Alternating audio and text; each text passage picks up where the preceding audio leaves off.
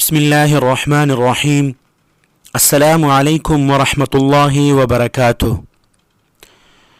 محترم سامعین، general secretary وفاق المدارس العربیہ پاکستان حضرت مولانا محمد حنیف جالندھری صاحب نے مسجد وزیر خان کی بے حرمتی کو اللہ سبحانہ و تعالی کے غیظ اور غضب کو دعوت دینے کے مترادف قرار دیا۔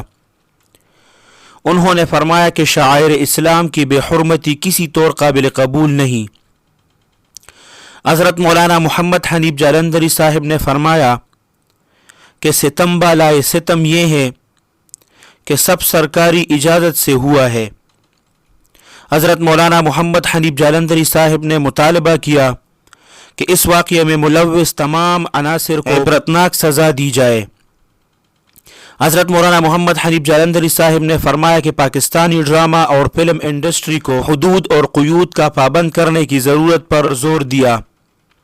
انہوں نے مزید فرمایا کہ ڈراموں، فلموں اور انٹرٹینمنٹ کے نام سے ہماری نسل نو اور ہماری تہذیب و ثقافت کے ساتھ جو کھلواڑ ہو رہا ہے، اسے فی الفور نہ روکا گیا تو اس کے خطرناک اثرات سے واسطہ پڑے گا۔ دینی رہنما اور ملی اور مذہبی جماعتیں اس حوالے سے اپنی ذمہ داریاں ادا کریں۔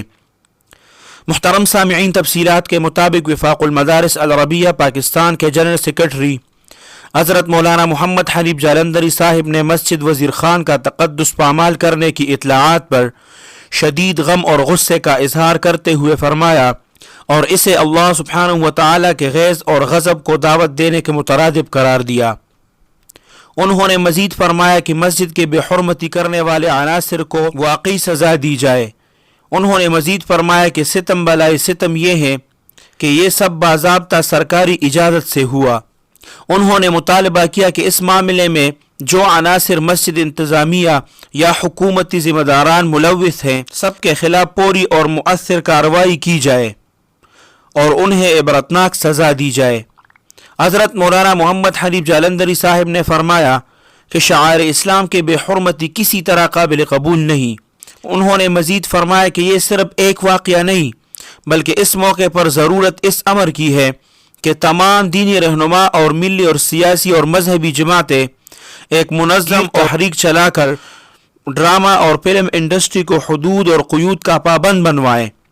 حضرت مولانا محمد حنیف جالندھری صاحب نے فرمایا کہ انٹرٹینمنٹ کے نام پر ہماری نئی نسل کے ساتھ جو ہو رہا ہے اور ہمارے تہذیب اور ثقافت کو جس طرح سے ہدف بنایا جا رہا ہے، اس پر قومی سطح پر بیداری اور شعور اجاگر کرنے کی ضرورت ہے۔